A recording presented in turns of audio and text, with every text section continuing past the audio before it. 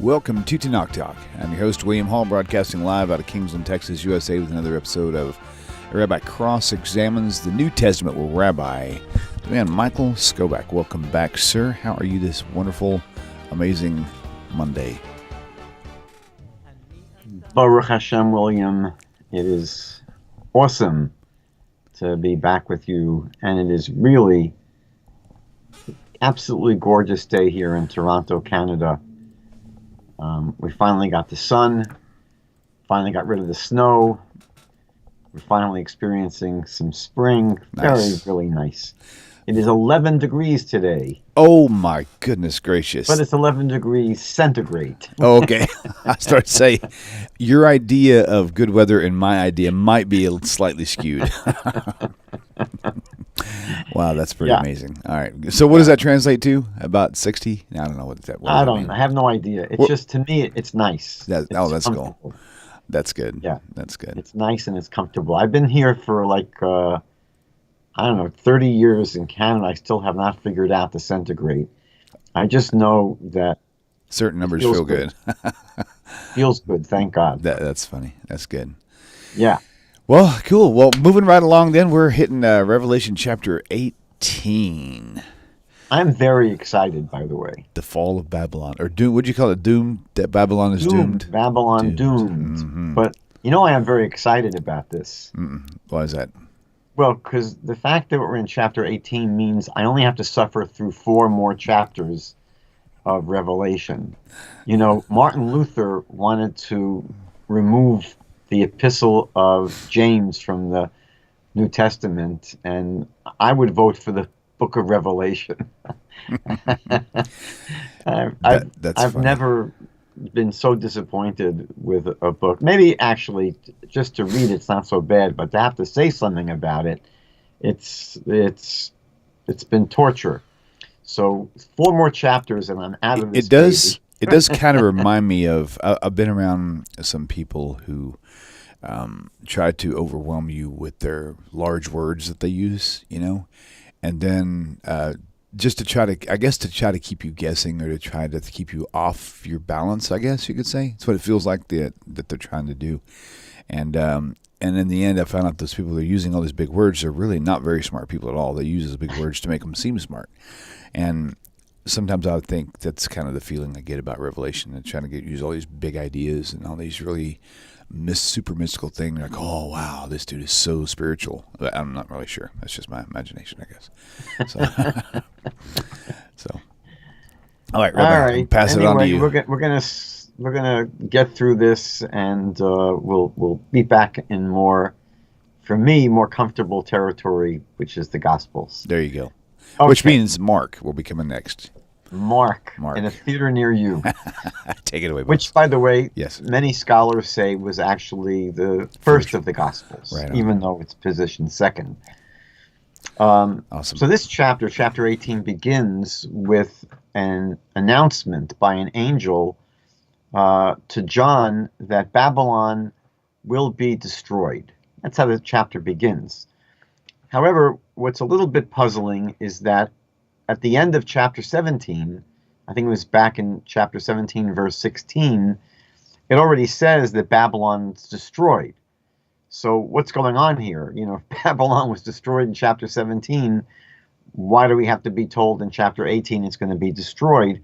So some Christian commentaries say that chapter 17 is speaking about religious, spiritual Babylon. It's not really speaking about what we have here in chapter 18, which they refer to as political, commercial Babylon. So it's sort of 2 different sides to what Babylon might be or what Babylon might actually represent. And one of the real puzzling questions here is the actual identity of Babylon. What exactly are we referring to when we say Babylon in this chapter? So there are actually many, many, many Christian views, and I'll just share 5 of the most common ones. The most common identification with Babylon is that it's actually code for the ancient pagan city of Rome. And again, many commentaries say that it's not only the ancient pagan city of Rome, but it's the extension of that, which is the Holy Roman Empire. Some see it as Europe, Christendom in general. It's hard to really say, but that's usually the most common interpretation, that John is speaking of the ancient great city of Rome. Some actually say that Babylon here is code for Jerusalem and for all of the negative things that Jerusalem represents for early Christianity, meaning this is the place where Jesus was crucified. This is the place where the apostles were persecuted. This was the epicenter of opposition to the gospel. So some Christians see Babylon here as referring to Jerusalem. And it's interesting because depending on when Revelation is written, I mean, it is somewhat close in time to the destruction, to the fall of Jerusalem in the year 70.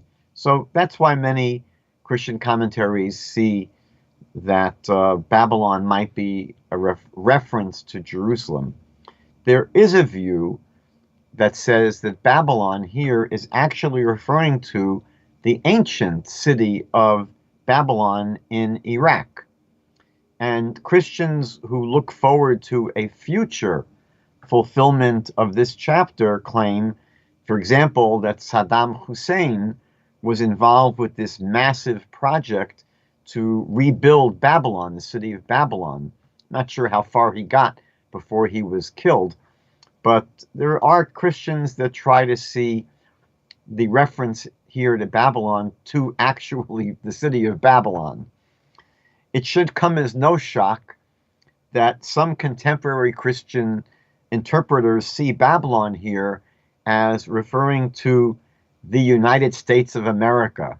That is the great Babylon that will be destroyed, the United States of America. And believe it or not, I've actually seen one suggestion that says specifically Dallas, Texas. They identify Babylon with Dallas, Texas. Oh, wow. Don't ask me why they pick on poor Dallas, but I've seen one such interpretation. And then finally, there's the view that Babylon represents the apostate church, apostate Christendom. So there are a whole range of views regarding who this chapter is even talking about. So verse 2, in the beginning of the chapter, in his vision, John sees an angel coming down from heaven, crying out with a loud voice, "Babylon the Great is fallen, is fallen." It repeats, "Babylon the Great is fallen, is fallen." Now, in TaNaCh, if we've gone through TaNaCh, so we know that there are many prophecies in TaNaCh about the destruction of Babylon, and some actually using very similar language to John here. Not that they are similar to John, it's obviously John is similar to the language of TaNaCh. So for example, in Isaiah chapter 13, we're told that Hashem and his weapons of anger will devastate the entire land of Babylon. And that's in verse 5 of chapter 13.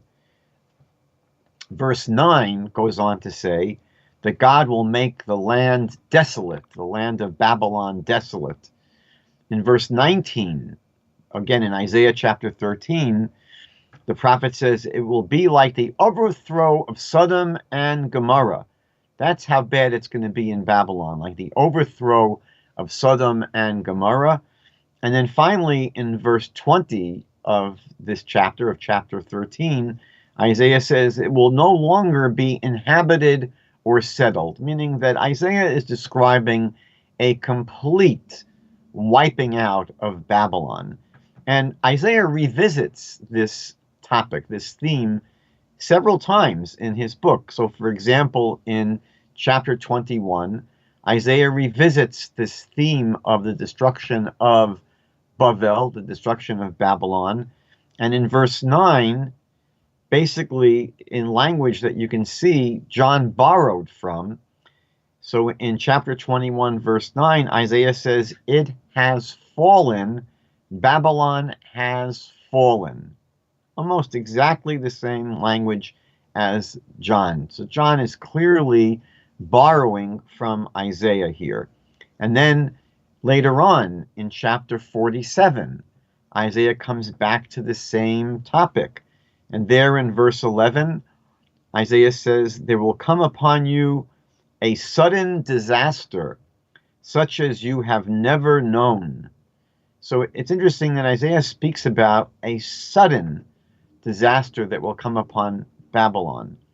Now, there were other prophets who wrote about and who spoke about the destruction of Bavel, of Babylon. So, for example, Jeremiah very famously has two prophecies about 70 years of Bavel. And in chapter 25, verse 12, Jeremiah says, "After 70 years from the conquest of Jerusalem, God will destroy Babylon and make it into eternal desolations." That's not good.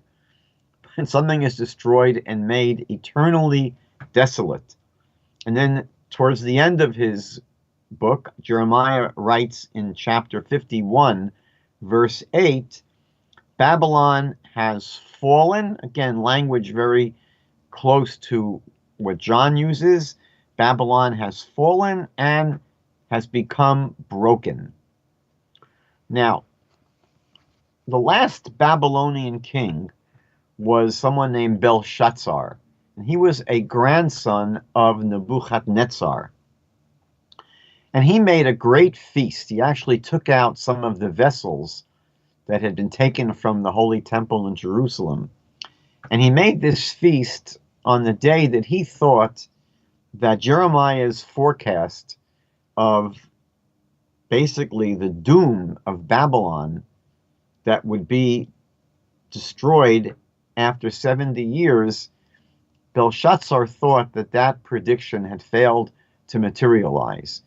And when Belshazzar calculated what he thought was the failure of Jeremiah's prophecy of destruction and doom, when he calculated that that had failed to come to pass, he made this big celebration, a massive party. And what's interesting is that Isaiah had spoken about the destruction and the disaster that will overtake Babylon suddenly. And that's exactly what happens at the end of the life of Belshazzar, that while he's involved in this great celebration that he was making, he had been involved in a war against the Persian Medians. These are two actual empires, Persia and Media. And there were times when they sort of joined forces with each other. And Belshazzar and the Babylonians were involved in a war against the Persian Medians. And Belshazzar actually thought he was doing quite well. But he miscalculated, and basically during this celebration he was making, he was overrun. Babylon was overrun by the Persian Medians, and Belshazzar was killed. So as Isaiah predicted, it was really sudden. It came about suddenly, out of the blue. Now, interestingly, in the Tanakh, Babylon meets its end. We see the forecast, the predictions by the prophets that Babylon is going to be destroyed. And it is. It's destroyed, and that's it. And in the Tanakh, there's no end time prophecy of its destruction. It had already been destroyed. And basically, they were gone from the world's stage. Babylon was gone from the world stage long before John had his vision on the Isle of Patmos.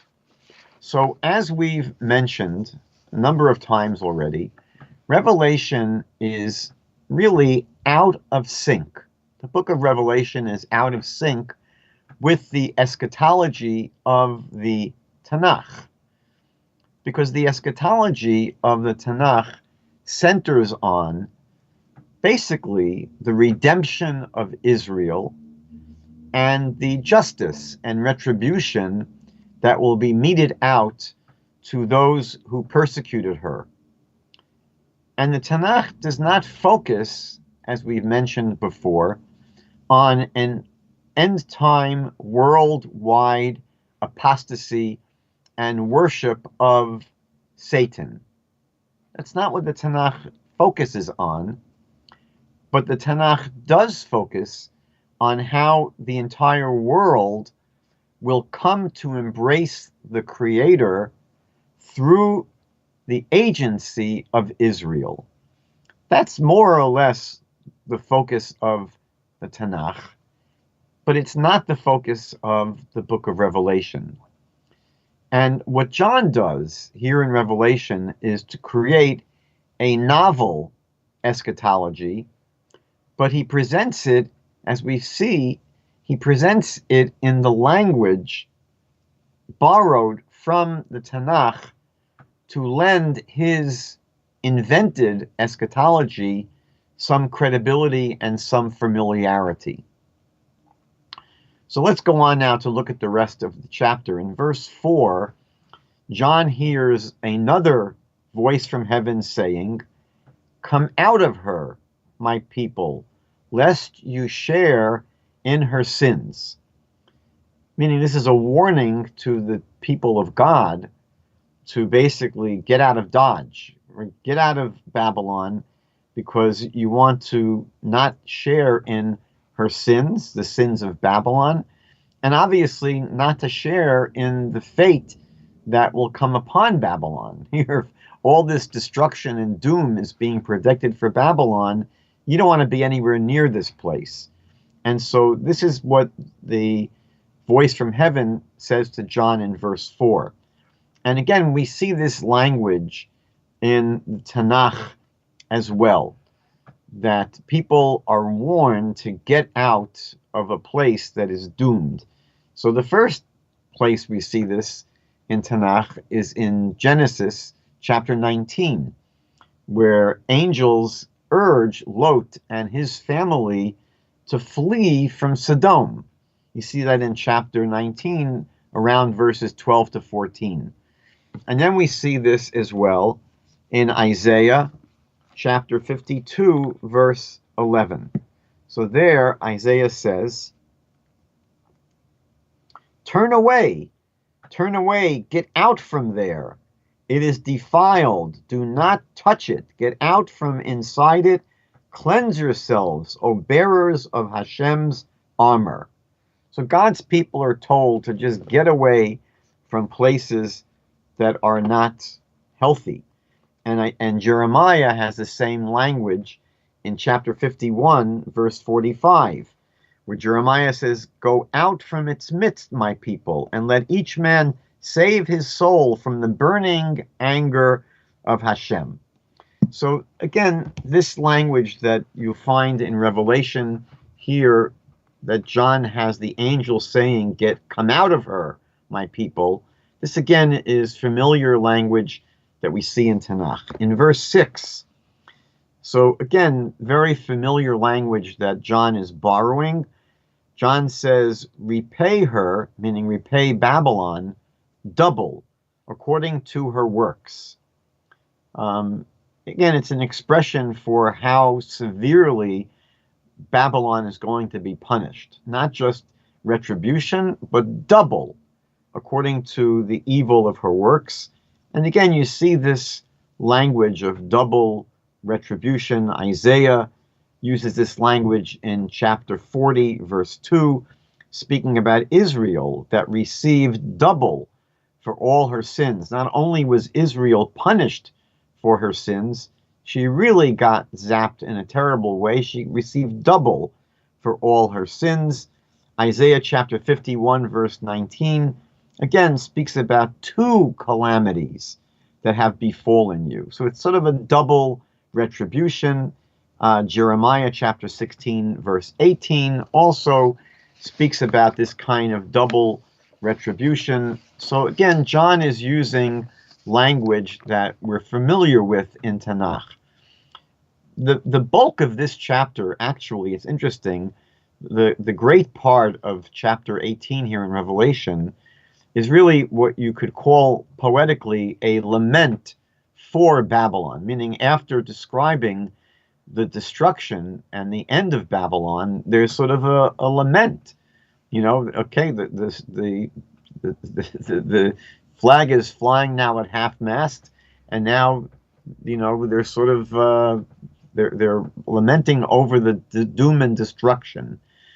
And what's interesting is that the language, again, here in Revelation 18, very closely models the lament for the city of Tyre, which is in northern Israel, that you find in Ezekiel chapters 27 and 28. Again, in the prophet Yechezkel, in Ezekiel, you find a lament over basically the destruction of Tyre. And you see that the language in John here, in Revelation 18, when he has his lament for Babylon, it's very closely modeled after the lament for Tyre in the prophet Ezekiel. So, for example,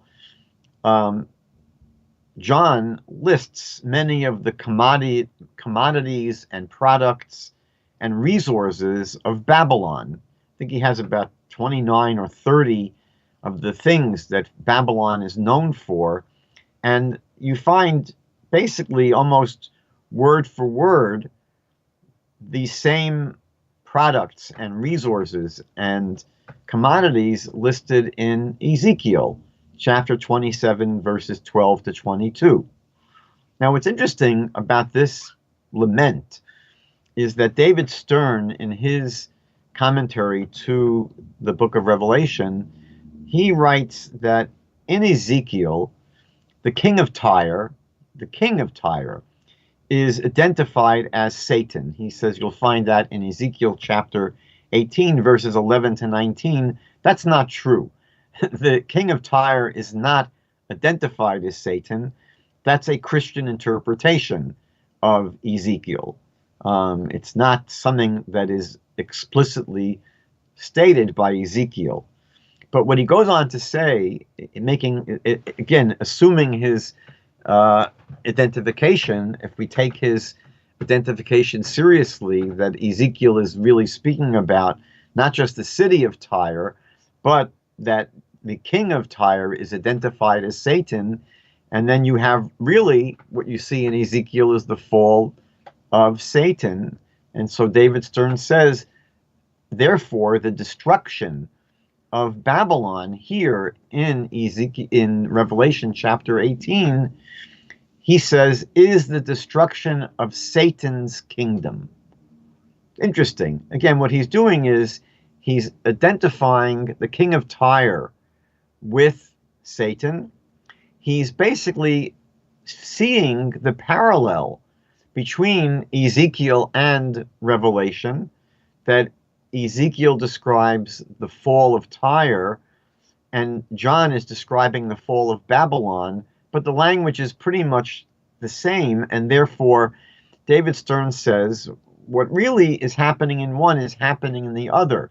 And therefore, if Ezekiel is describing the downfall of Satan, that's what's going on in Revelation, according to David Stern. When it speaks about the destruction of Babylon, it's not just a city or a city that's represented by Babylon that's destroyed. It's really the destruction of Satan's kingdom. Again, the TaNaCh, the Hebrew scriptures, do not describe the destruction of Satan's kingdom in its end time prophecies. Again, this is something that simply is AWOL. It's not in the Hebrew Bible. Now, going towards the end of this chapter of Revelation in verse 19, so again, I just wanted to show that John is borrowing language from the Tanakh. John says that they threw dust on their heads, meaning that there's an expression here of sorrow, tremendous expression of sorrow. And this is a very common expression of having dust or dirt thrown on your head. You see it throughout the Tanakh. So, for example, in the book of Joshua, I think that's the first reference in chapter 7, in the book of Joshua, verse 6. It's again a symbol, an act. It's an act expressing sorrow, to put dirt and dust on your head. It's repeated, this expression, in 1 Samuel chapter 4, verse 12. And you'll see it again in 2 Samuel chapter 1, verse 2. And in 2 Samuel chapter 15, verse 32. And then you find it in the prophet Ezekiel, believe it or not, chapter 27, verse 30. And then you find it again in the book of Job, in Eov, chapter 2, verse 12. And then finally in Lamentations, in the Megillah of Eicha, Lamentations chapter 2, verse 10. These are all places where the Tanakh has this expression of throwing dust or dirt on someone's head as a symbol of grief and sadness. So in verse 21, Revelation here, chapter 18, verse 21 says, "A mighty angel took a stone like a great millstone and threw it into the sea, saying, 'Thus with violence the great city of Babylon will be thrown down.'" Now, it's interesting, I sometimes feel I'm getting older because I don't really recognize any of the celebrities anymore, any of the pop singers. I mean, I used to, when I was much younger, I knew what was going on in the world. Today, like I just saw a news article this past week of some, I suppose he's either a songwriter or a singer, who was sued for basically copyright infringement. He was sued for, I suppose, copying either the lyrics or the music in someone else's song, and he won. The verdict was that he and his partner were acquitted in this trial. But it happens all the time in the music industry, where people will say, "Well, your song, sounds a lot like," not even necessarily the whole song sounds like our song, just this little riff or this sort of progression of chords in this one line sounds like something from our song. And it happens that there are these lawsuits that artists are sued for copyright infringement and violation of someone's rights to their own property. Again, in this case, it was thrown out. But I think that if the writers of the Hebrew scriptures were litigious, they would definitely take at least John to court for copyright infringement. Meaning, there's so much in Revelation that is basically lifted. I mean, if you want to be generous, you can say inspired by the Tanakh. But again, listen to what happens here. John here in verse 21 says, "A mighty angel took a stone like a great millstone and threw it into the sea, saying, thus with violence, the great city of Babylon will be thrown down." Now, if you go to the prophet Jeremiah, chapter 51, verses 63 and 64, this is what you'll find in Jeremiah. "And then, when you finish reading this book, tie a stone onto it and throw it into the midst of the Euphrates, and say, Thus shall Babylon sink and not rise. So again, the imagery in Jeremiah is basically taking a stone and throwing it into a body of water, and obviously the stone is going to sink. And the writer, here Jeremiah is saying that this action of throwing the rock into a body of water and having it sink is basically symbolizing the sinking of Babylon, the destruction of Babylon, and it will not rise. It's basically going down to the bottom. And that's essentially what John has here in his verse 21, that the angel takes a stone and throws it into the sea, and saying that basically Babylon is going to be thrown down. I mean, it's not, you can't say it was sort of a coincidence. The language is just too similar. The idea is too similar not to have been, inspired by Jeremiah. But I think that it's more than inspired. I think that what you see, really, we've seen this from the beginning of Revelation on an ongoing basis, is that John is really borrowing, lifting, I don't know what other terms to use, language and expressions from the Tanakh to really construct his unique visions and eschatology here in his book of Revelation. So with that, I don't have much more to say about chapter 18. Again, I am thrilled to the bone that we only have 4 more chapters to suffer through. And understand, well, you've definitely suffered through a lot. But that's good. No, that's good. All right. Well, glad we're being so thorough about it, because last thing we need to have is some hecklers saying, well, he didn't talk about this and he didn't talk about that. You really did. Oh, we get that anyway. Yeah, that's true. That's true. There's going to be haters everywhere. No doubt about it. Well, Rabbi, thank you for your time again. Look forward to seeing you same time, same place next week, Hashem willing. You guys be sure to hit that like button and share these videos with your friends, and hopefully we'll see you guys soon. Another show coming up tonight. Peace out, everybody. Take care, Rabbi. Thanks. God bless you. Have a great week. Hello, my dear friends. Hope this message finds you well. If you like the way this channel is going, and the channel has been a blessing to you, please consider supporting the channel by going to the website, TaNachTalk.com. TaNachTalk.com. Thank you once again for your time and for supporting TaNaCh Talk. Shalom.